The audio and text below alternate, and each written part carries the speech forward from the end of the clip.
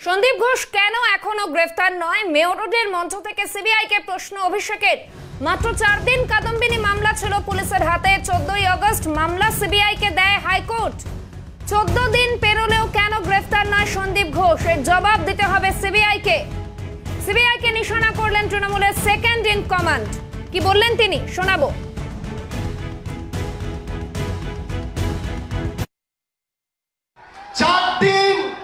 কলকাতা পুলিশের হাতে কেস ছিল 10, 11, 12 তারিখ, 12, 13, 14 তারিখ মহামান্য কলকাতা হাইকোর্ট সিবিআই এর কাছে কেস ট্রান্সফার করে।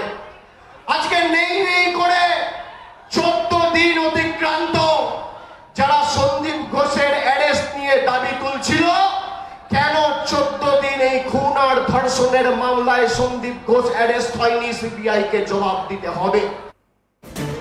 একেবারে অভিষেক বন্দ্যোপাধ্যায়ের বক্তব্য শোনালাম আপনাদের। মেয়র রোড থেকে সরাসরি রয়েছেন আমাদের প্রতিনিধি রাজা সাহা। রাজা, 21শে জুলাই আমরা দেখেছিলাম তখন মমতা বন্দ্যোপাধ্যায় অভিষেক বন্দ্যোপাধ্যায়কে একই মঞ্চে, এবং এই মুহূর্তে রাজনৈতিক প্রেক্ষাপট অনেকটাই পরিবর্তিত। ছাত্র সমাবেশ মেয়র রোডের, টিএমসিপির প্রতিষ্ঠা দিবস, সেই মঞ্চেও আমরা দেখলাম মমতা বন্দ্যোপাধ্যায় বক্তব্য রাখলেন এবং অভিষেক বন্দ্যোপাধ্যায় তিনি সরাসরি সিবিআই কে প্রশ্ন করছেন। দলের কর্মী সমর্থকদের উদ্দেশ্যে কি বার্তা, কি ছবি এই মুহূর্তে? রাজা,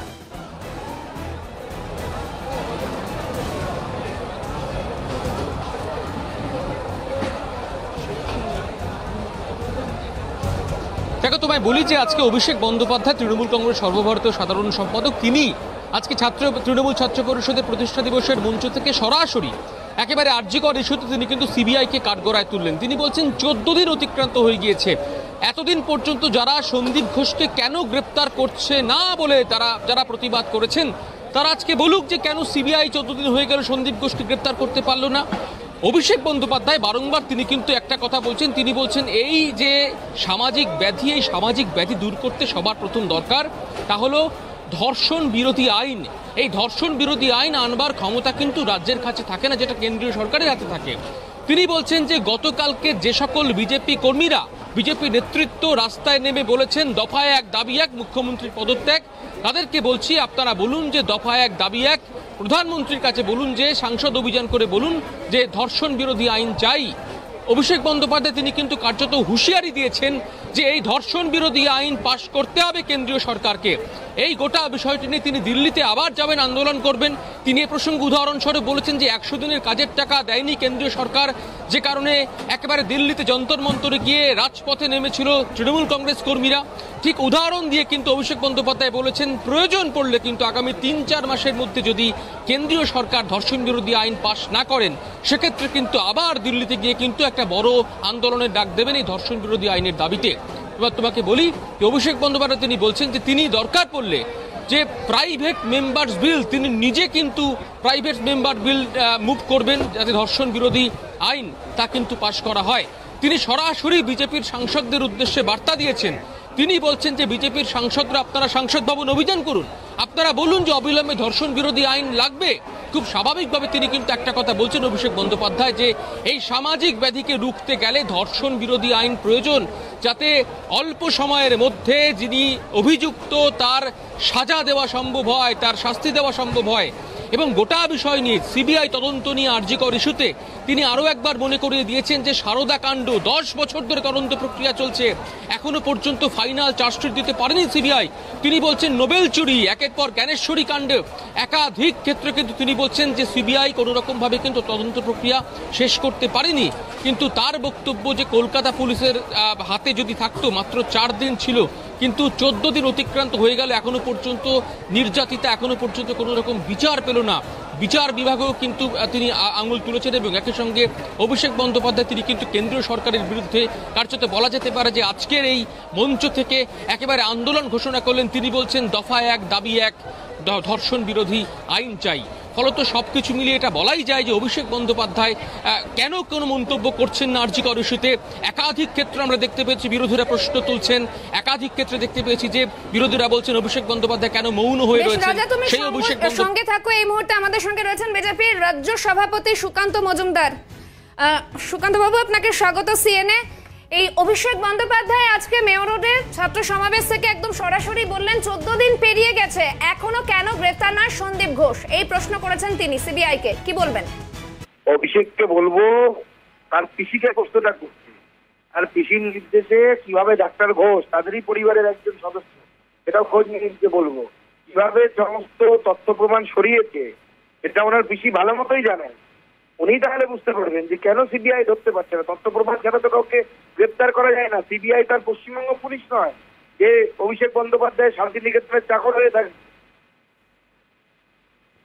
বেশ, ধন্যবাদ সুকান্ত বাবু। কথা বলছিলাম বিজেপি রাজ্য সভাপতি সুকান্ত মজুমদারের সঙ্গে। এবং মেয়র রোডের আজকে টিএমসিপির প্রতিষ্ঠা দিবস 28 আগস্ট, এবং সেখানে মেয়র রোডের সমাবেশ থেকে ঠিক কি বলেছেন অভিষেক বন্দ্যোপাধ্যায় আরো একবার শোনাই আপনাদের। দিন কলকাতা পুলিশের হাতে কেস ছিল 10, 11, 12 তারিখ, 12, 13, 14 তারিখ মহামান্য কলকাতা হাইকোর্ট সিবিআই এর কাছে কেস ট্রান্সফার করে। আজকে নেই করে 14 দিন অতিক্রান্ত, যারা সন্দীপ ঘোষের অ্যারেস্ট নিয়ে দাবি তুলছিল, কেন 14 দিন এই খুন আর ধর্ষণের মামলায় সন্দীপ ঘোষ অ্যারেস্ট হয়নি, সিবিআই কে জবাব দিতে হবে। আমি আরো একবার রাজার কাছে যাওয়ার চেষ্টা করব। রাজা, তুমি যেমনটা বলছিলে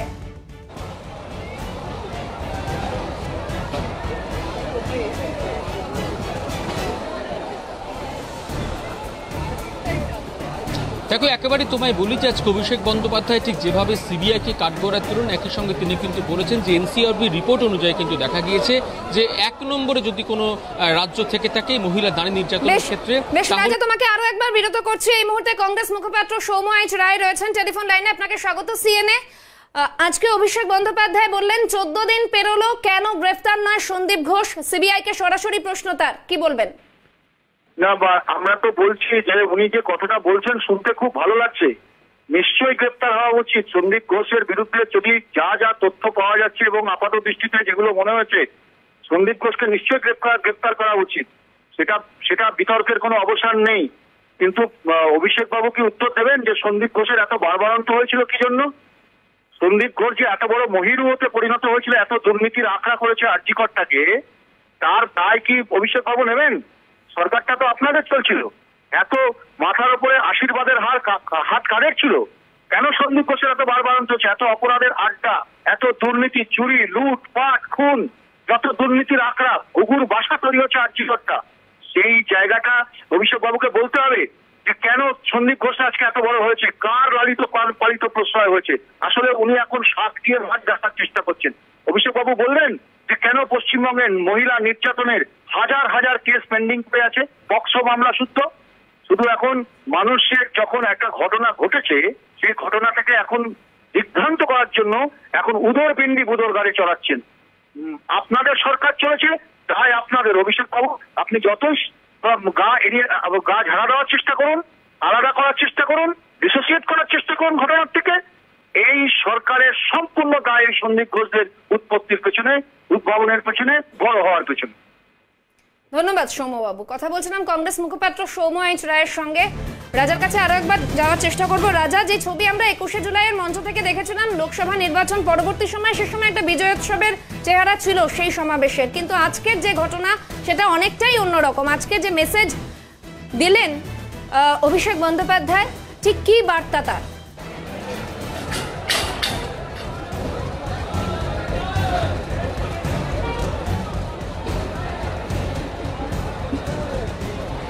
দেখো, তোমায় বলি যে অভিষেক বন্দ্যোপাধ্যায় তিনি আজকের এই মঞ্চ থেকে কার্যত তোমাকে বলি যে আর্জি করে যে নির্যাতিতা হয়েছেন তার শাস্তির দাবিতে, তার যে যারা যুক্ত রয়েছে গোটা বিষয়ে তাদের শাস্তির দাবিতে কিন্তু সরব হয়েছেন অভিষেক বন্দ্যোপাধ্যায়। আমি জানি যে 10 তারিখ অর্থাৎ 10ই আগস্ট তার যে লোকসভা কেন্দ্র ডায়মন্ড হারবার, সেখানে পর্যালোচনা বৈঠকে গিয়ে তিনি কিন্তু প্রথম সরব হয়েছিলেন, এবং তারপর আজকে তিনি প্রকাশ্য মঞ্চে এসে তিনি কিন্তু সরাসরি বললেন যে ধর্ষণ বিরোধী আইন দরকার, প্রয়োজনে তিনি দিল্লিতে গিয়ে আন্দোলন করবেন, এবং একই সঙ্গে তিনি কিন্তু একটা হুঁশিয়ারি দিয়েছেন, শুরুটা করেছে তোমরা, শেষটা করব আমরা।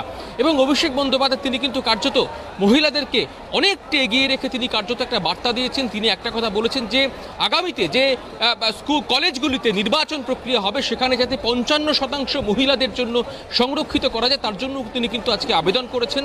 তৃণমূল কংগ্রেস ছাত্র পরিষদ সভাপতি তৃণাঙ্কুর ভট্টাচার্য তাকেও কিন্তু তিনি নির্দেশ দিয়েছেন যে আগামীতে এটা দেখে নিতে হবে যাতে 55% মহিলা তারা লিড করতে পারেন এই কলেজ নির্বাচনগুলিতে। তিনি আবারও কিন্তু আজকে মনে করিয়ে দিয়েছেন যে লোকসভাতে 29টি আসনের মধ্যে 29টি আসন জয়লাভ করেছে তৃণমূল কংগ্রেস, তার মধ্যে 12 জন মহিলা প্রতিনিধি তারা কিন্তু দিল্লিতে রয়েছেন। অর্থাৎ মহিলাদেরকে সম্মান করে তৃণমূল কংগ্রেস, এ কথা বারংবার তিনি বোঝাবার চেষ্টা করেছেন। এবং একই সঙ্গে তিনি কিন্তু যার উপর জোর দিয়েছেন তা হলো যে সিবিআইকে কাঠগড়ায় দাঁড় করিয়েছেন। তিনি বলেছেন যে কোথায় গেল সন্দীপ ঘোষকে, কেন এখনো পর্যন্ত গ্রেপ্তার নয়, কেন কোনো তদন্তের অগ্রগতি হচ্ছে না, কেন মানুষ জানতে পারছে না। এবং তিনি আরও একটা কথা বলেছেন যে ধর্ষণ বিরোধী আইন যতক্ষণ না পর্যন্ত আসবে ততক্ষণ পর্যন্ত কিন্তু এই সামাজিক ব্যাধিগুলোকে দূর করা সম্ভব নয়। প্রয়োজনে তিনি বলেছেন যে প্রাইভেট মেম্বার বিল তিনি কিন্তু নিজে এনে তিনি কিন্তু মুভ করবেন। অর্থাৎ এ কথা স্পষ্ট যে 2023 সালে আমরা যেটা দেখতে পেয়েছিলাম যে 100 দিনের কাজের টাকা না পাওয়ার ফলে অভিষেক বন্দ্যোপাধ্যায়ের নেতৃত্বে তৃণমূল কংগ্রেস কর্মীরা একেবারে 100 দিনের কর্মীদের নিয়ে গিয়ে দিল্লির রাজপথে যেভাবে সমাবেশ করেছিল, আবারও কিন্তু অভিষেক বন্দ্যোপাধ্যায়ের হুঁশিয়ারি অনুযায়ী যদি ধর্ষণ বিরোধী আইন পাশ না হয় গোটা দেশের মহিলাদের জন্য অভিষেক বন্দ্যোপাধ্যায় যে ডাক দিয়েছেন, তাহলে কিন্তু তিনি বলছেন যে আগামী 3-4 মাস বাদে কিন্তু তিনি একেবারে সরাসরি রাজধানীর বুকে, দেশের রাজধানীর বুকে গিয়ে তিনি আবারও আন্দোলন। একটা বিষয় লক্ষণীয়, এর আগে অভিষেক বন্দ্যোপাধ্যায়কে আমরা দেখেছিলাম যে শাহজাহানের গ্রেফতারি নিয়ে তিনি মুখ খুলেছিলেন এবং তারপরেই কিন্তু শাহজাহানকে গ্রেফতার করা হয়। এবার তিনি সন্দীপ ঘোষের গ্রেফতারি নিয়ে প্রশ্ন করলেন, সিবিআই কে প্রশ্ন করলেন। তাহলে কি এবার কি হতে চলেছে? এবার কি গ্রেফতার হবেন সন্দীপ ঘোষ?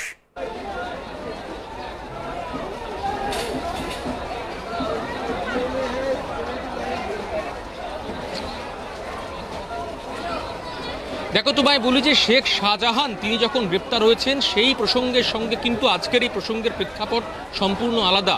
সিবিআই তারা কিন্তু তদন্ত করছে, সিবিআই তারা দেখছে, সন্দীপ ঘোষকে তারা একাধিকবার ডেকেছে, আমরা দেখতে পেয়েছি আমাদের একাধিক সহকর্মী তারা দেখিয়েছেন যে যেভাবে দফায় দফায় সন্দীপ ঘোষ তিনি প্রতিদিন নিয়ম করে সিজিও কমপ্লেক্সে গিয়েছেন। আবার সিবিআইকে আমরা দেখতে পেয়েছি তারা সন্দীপ ঘোষের বাড়িতে এসে তল্লাশি অভিযান চালিয়েছেন। তিনি আজকে একটা কথা বলেছেন যে বিজেপি পশ্চিমবঙ্গকে কালিবালিপ্ত করার চেষ্টা করছেন। এবং এই প্রসঙ্গে সন্দেশখালী ইস্যুকে কিন্তু আজকে অভিষেক বন্দ্যোপাধ্যায় তুলে নিয়ে এসেছিলেন। তিনি বলেছেন সন্দেশখালী ইস্যুতে বিজেপি তারা কি ঘটনা ঘটিয়েছিল মাত্র 2000 টাকার জন্য সেটা গোটা রাজ্যের মানুষ জানে। এবং সবকিছু মিলিয়ে তোমাকে বলি যে সন্দীপ ঘোষ কেন গ্রেপ্তার হয়নি এখনো পর্যন্ত, আজকে প্রশ্ন তুলেন অভিষেক বন্দ্যোপাধ্যায়। তিনি প্রশ্ন তাদের কাছে তুলেছেন যারা দাবি করছিলেন সন্দীপ ঘোষকে গ্রেপ্তার করতে হবে, তারা আজকে উত্তর দিক। অর্থাৎ তিনি কিন্তু বিরোধী দলগুলোর কাছে আঙুল তুলেছেন। তিনি বলছেন তারা তো বলছিলেন যে রাজ্য সরকার, রাজ্য পুলিশ তারা সন্দীপ ঘোষকে গ্রেপ্তার করতে পারছে না, তাহলে সিবিআই যখন তদন্ত প্রক্রিয়া এগোচ্ছে, 14 দিন অতিক্রান্ত হয়ে গিয়েছে। গোটা ঘটনাক্রমের দিকে নজর রাখো। আপাতত তোমায় ধন্যবাদ।